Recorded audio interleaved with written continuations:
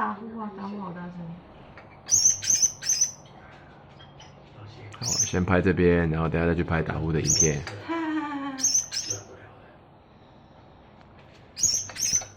哎呦，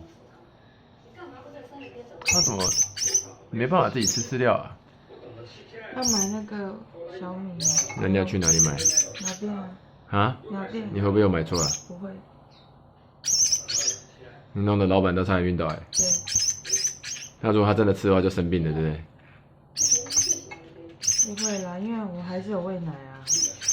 可是如果不喂它，直接不喂它吃奶，直接给它吃那个应该就……那你那个饲料旧的有没有换掉？没有关系啊，它长大也是会吃。好。只是让了它饿死。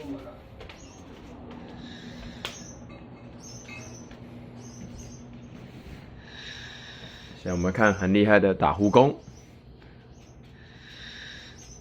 小学4年级如此会打呼，不得了。